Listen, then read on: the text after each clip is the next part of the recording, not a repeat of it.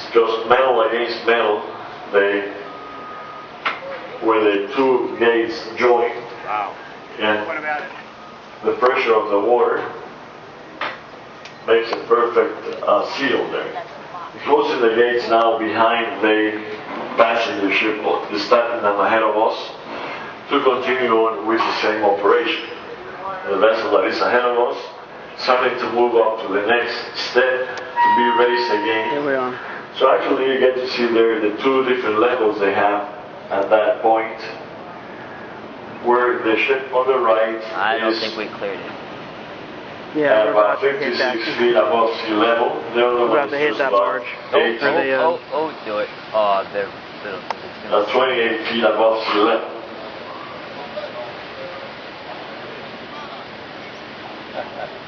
That's real close. Oh, they're skilled. I like that. That's really close. They use a maximum of 8 toy locomotives and 16 wires for the Why is he largest calling them size toy vessels, locomotives? like in the case of this ship here. And a minimum of 4 toy locomotives and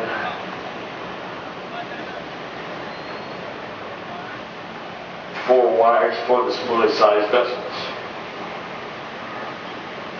You notice the toy locomotives on the center track.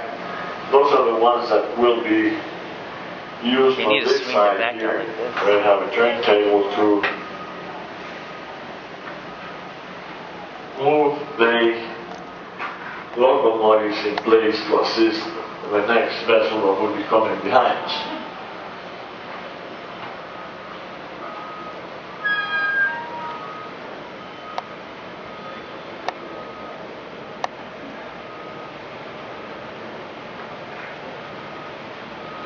You need to swing it back.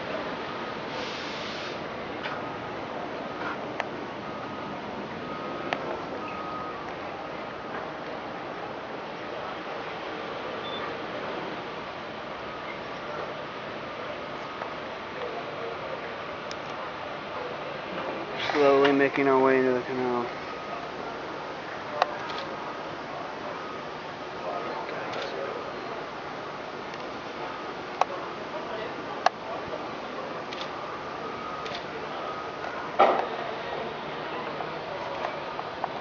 Oh, look, there's the sun. Yeah, no, finally, now there's some. Now the passenger ship has entered the middle stage, they have closed What? the gate behind. Yeah, They start emptying that side, so the next vessel can make its approach and go into the first step.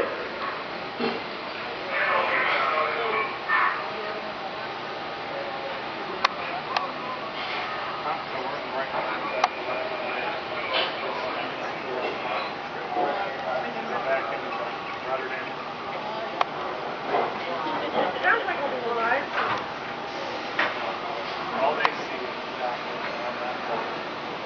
Just jump out.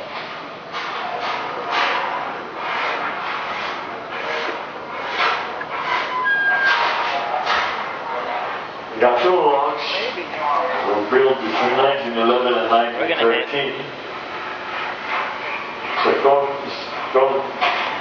Solid concrete structure from end to end, a little over a mile long. Ready? Ready for it? Ready. And it includes the bottom of the chamber, about 20 foot thick. It is 2.2 million cubic yards. Aw, man, you can feel the paint rubbing off. We will get to see part of the wear and tear on the walls there as we transit across the lock. All the improvement has been made to them, except for lamp poles that have been replaced several times to improve the visibility here at night time. Improve the light system here at the lock. The gates that we have are part of the original equipment, have been in operation here since 1914. They were especially designed to operate here in the canal. They were built in the United States and sent down here to be assembled in place. The gates range in size from 390 tons to 720. The largest Gates on the Pacific side at Miraflores Lounge. Both gates are 64 feet wide. That's just a mechanic. 6 feet thick. The window's broken. No, yeah. This is the second lock. So that's all the water coming out of the first lock. Right, from where it is. Some came out here now.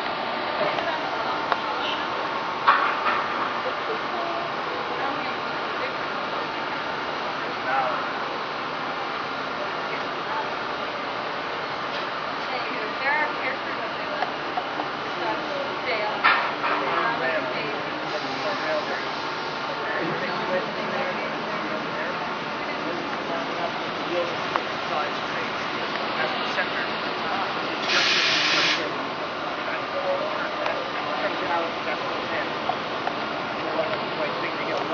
We notice the numbers on the center wall.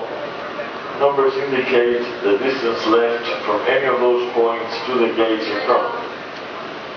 As to give the pilots knowledge of how much clearance they have left to the gates, especially the ones that have to tie up here on the wall waiting for the equipment to be ready for the luggage.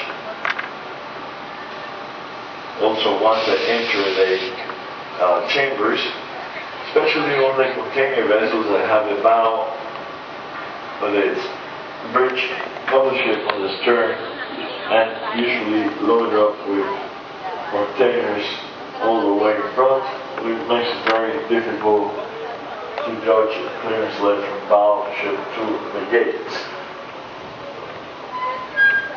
Here at the locks, they have the lock master on each side, who's in charge of the operation of that side, and he also keeps in radio communication with the Panama Canal pilots.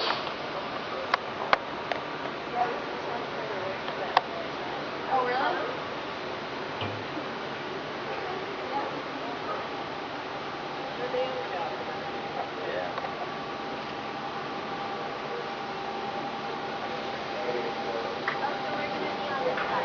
Now at this point we'll just continue on slowly approaching the entrance of the locks here, waiting for the gates to open in front of our ship to be able to proceed in.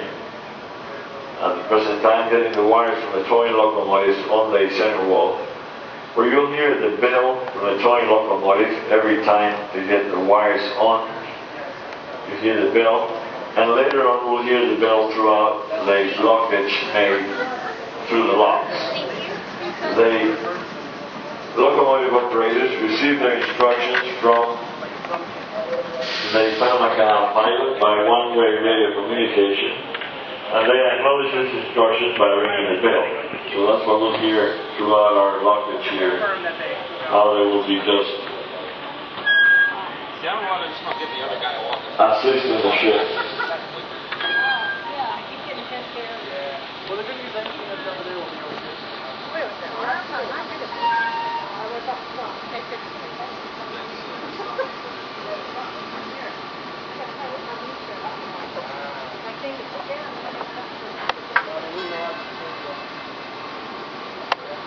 Round one.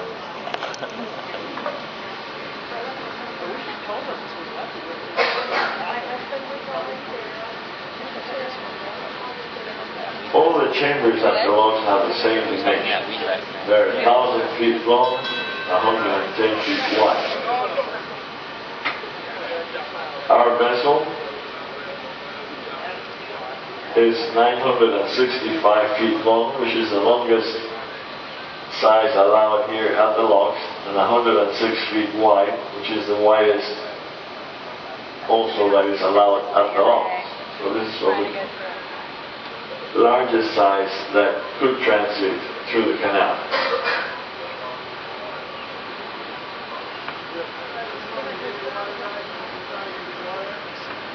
Okay, good.